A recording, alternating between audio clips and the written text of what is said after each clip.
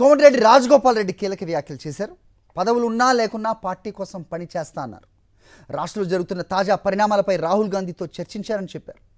వచ్చే ఎన్నికల్లో రాహుల్ గాంధీని ప్రధాని చేయటమే లక్ష్యంగా ప్రతి కాంగ్రెస్ కార్యకర్త పని చేయాలన్నారు కోమటిరెడ్డి రాజగోపాల్ రెడ్డి.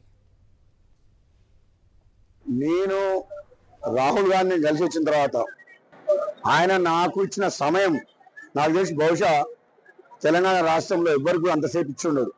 రాబోయే రోజుల్లో ఏ విధంగా చేస్తే బాగుంటుందని చెప్పి నన్ను సలహాలు కూడా అడిగిండు. నాకు ఎంతో మోటివేట్ అయినా ఆయన నాయకత్వంలో ఆయన మాట్లాడే మాటలు వింటుంటే నిజంగా ఇంత మంచి మనిషి, ఇంత మానవత్వం ఉన్న మనిషి రాహుల్ గాంధీ.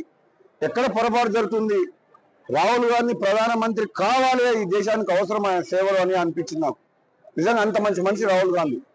అటువంటి నాయకుడిని ప్రధానమంత్రి చేసేందుకు తెలంగాణ రాష్ట్ర కాంగ్రెస్ పార్టీ నాయకులు, కార్యకర్తలు ఈసారి వచ్చే ఎన్నికల్లో కష్టపడి పనిచేయాలి. దేశంలో రాహుల్ గాంధీని ప్రధానమంత్రిగా చూడాలి మనం అందరం కలిసి.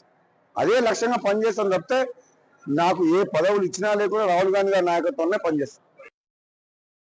మరిన్ని అప్డేట్స్ కోసం ఛానల్ ను సబ్స్క్రైబ్ చేయండి. నోటిఫికేషన్స్ కోసం బెల్ ఐకాన్ పై క్లిక్ చేయండి.